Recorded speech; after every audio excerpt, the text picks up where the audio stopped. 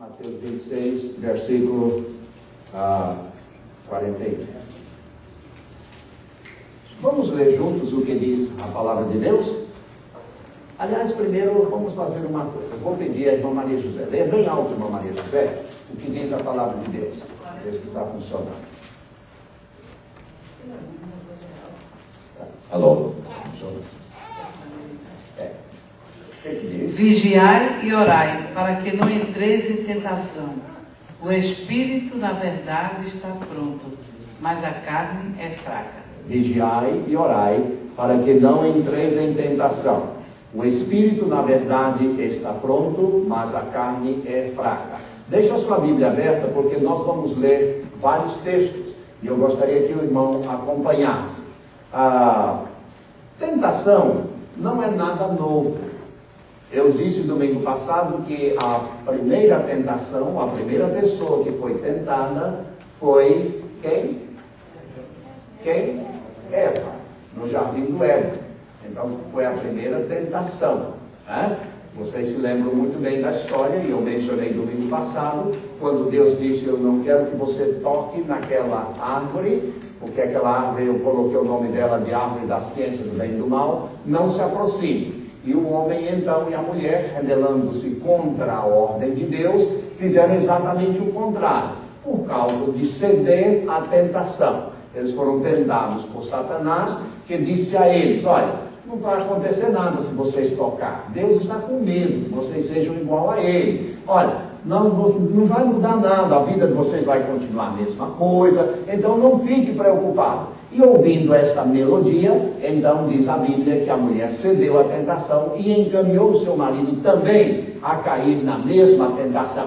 Então a tentação não é nada novo. É uma coisa que acontece comigo e com você, e todos nós somos tentados diariamente. Não é pecado ser tentado. Ninguém peca. E você não pode evitar a tentação. O pecado está em ceder à tentação. Por isso que Jesus Cristo, na oração do Pai Nosso, Ele nos advertiu, dizendo: ore pedindo a Deus: Senhor, não nos deixes cair em tentação. Livra-nos do mal. Então, a sua oração pedindo a Deus que o livre da tentação é algo que Jesus mandou, pediu que você fizesse. E eu sempre faço isso, sempre estou orando e pedindo a Deus, dizendo: Senhor, livra-me de qualquer tentação. Existem vários tipos. Não é somente tentação carnal, mas existe a tentação financeira, existe a tentação no mundo dos negócios, no mundo secular. Existem várias formas que nós podemos, então, cair e prejudicar a nossa vida espiritual. Agora, veja bem, quando você cede à tentação, o que vai acontecer? Vai trazer prejuízo à sua vida espiritual, vai trazer prejuízo à sua igreja, vai trazer prejuízo ao reino de Deus. Nós sabemos de muitos escândalos. Aliás, escândalo no Brasil, não é, irmão Neobel? Escândalo no Brasil é uma coisa tão comum que a gente fica escandalizado quando não tem escândalo. É uma coisa tão assim diária, tão notória. Mas o escândalo espiritual é maior, ele tem uma dimensão maior. Quando um crente cai em tentação e ele é bem conhecido na sua rua, ele é bem conhecido onde ele trabalha, ele é conhecido na igreja, ele é um líder, e então ele cede à tentação, ele cai, o prejuízo e a repercussão é muito maior, é muito grande. E Satanás sabe disso. Então, por esta razão, ele procura de qualquer maneira derrubar principalmente aqueles que estão na liderança. Mas lembre-se, ele não só trabalha com aqueles que estão na liderança, ele trabalha com todos. Ele quer destruir a igreja do Senhor. A igreja de Deus sempre tem uma luta permanente. Por isso que Jesus disse: se a minha igreja estiver em oração, estiver vigiando, se o meu povo estiver ali junto comigo, as portas do inferno não vão prevalecer. A igreja vai passar por cima de tudo isso, e ela será vitoriosa, porque ela é a igreja do Senhor. Então, eu disse no sermão do domingo passado que existe alguma coisa que nós podemos fazer, alguns princípios que nós podemos observar. E o primeiro deles, domingo passado, falando sobre os objetivos da tentação, que eles são sempre bem definidos, eu falei sobre a ilusão. A tentação de Satanás deixa você na ilusão de que não há problema, você não vai ser tão afetado, ou aquilo é bom, por que tal você tentar, que tal você experimentar? E esta ilusão traz um prejuízo muito grande, né? Vamos ver lá em Mateus 7, 13 a 14, o que diz a palavra de Deus. Mateus 7, 13 a 14. Abra aí rapidinho, Mateus 7, 13 a 14. A ilusão de que as coisas que estão aí são atrativas, são bonitas, e Satanás coloca ele coloca assim vamos dizer, ele faz uma decoração para você ficar atraído, para você cair na dele, para você entrar no caminho dele. E é interessante quando a gente faz isso, a gente acaba realmente caindo. Veja o que é que diz a Bíblia. A Bíblia diz assim: entrai pela porta estreita, porque larga é a porta e espaçoso o caminho que conduz à perdição, e muitos são os que entram por ela. Mas a porta, entrai pela porta estreita, porque apertado é o caminho que conduz à vida, e são poucos que o encontram. Então, o que Satanás faz? Ele coloca aquelas luzes brilhantes, ele faz uma decoração que a pessoa olha e fica naquela ilusão: realmente esse caminho aqui está bonito, isso está atraente, e começa a entrar pelo caminho do pecado. Mas o que diz a Bíblia? Há caminho que para o homem parece direito, mas o fim deles é caminho de morte. Lá em Lucas, você encontra ali no capítulo 11 de Lucas, a história do filho pródigo. O que aconteceu com o filho pródigo? Ele saiu de casa, ele foi pelo mundo afora, e então ele começou a ver aquelas luzes brilhando, a ilusão de que lá fora ele ia ter uma boa vida, ele ia ter liberdade, ele ia fazer o que ele quisesse, e que ele iria ter muita coisa diferente, ele iria sair dessas quatro paredes: já não aguento mais isso aqui. Então aquela ilusão que Satanás colocou diante dele, e lá vai ele. E então saiu com todo o seu dinheiro dele, levou o dinheiro do seu pai, né? Pediu a herança antes do pai morrer, né? Já encheu o bolso de dinheiro e foi, caminho afora. E o que diz a Bíblia? Ele começou a gastar aquele dinheiro. Não faltaram amigos. Na hora que você tem dinheiro, chove amigo, né? Então os amigos estavam ali. Ele gastou todo o seu dinheiro.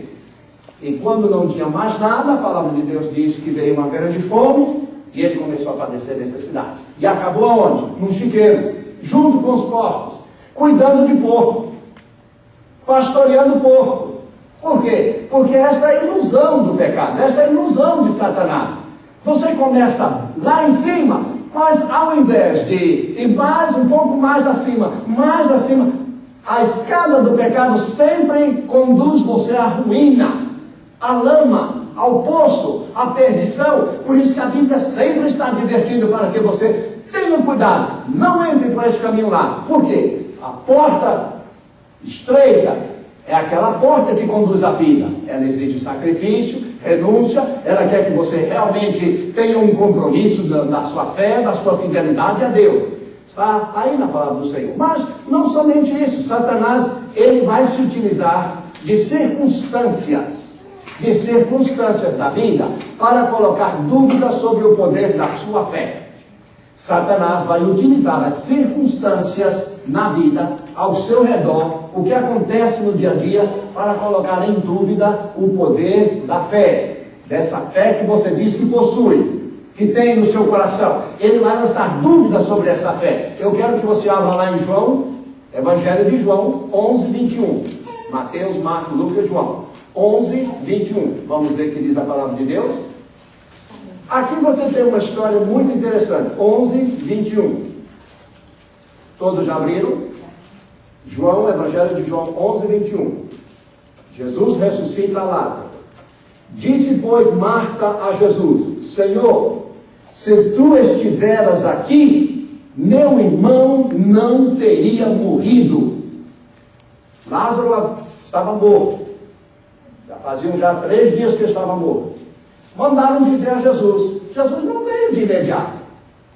Quando Jesus chegou, aí Marta e Maria foram ao encontro de Jesus. Jesus amava aquela família, ele havia se hospedado lá muitas vezes, ele havia conversado com Lázaro, Marta e Maria, tudo isso.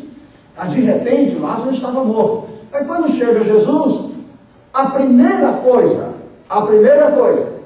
que Jesus escuta, aqui você leu, no versículo 14, no capítulo 11, O que foi que ela disse? Versículo 21. Marta disse a Jesus: Senhor, se tu estiveres aqui, meu irmão não teria morrido. Quem era Marta? Marta, irmã de Maria, a mesma que foi reclamar com Jesus, quando Jesus foi à casa dela e Maria ficou aos pés de Jesus, lembra? Maria ficou aos pés de Jesus tal, e ela correndo de lá para o outro, ia para cá, e fazia, aquela correria toda. Foi lá reclamar.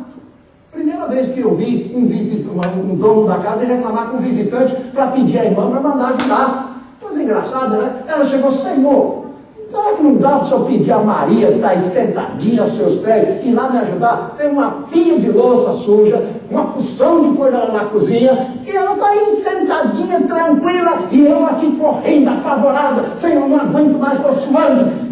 E Jesus disse: Marta, Marta, andas ansiosa com muitas coisas, e uma só é importante. Maria escolheu esta parte importante, e eu não vou tirar esta parte importante da vida de Maria, que está aos pés, aos meus pés.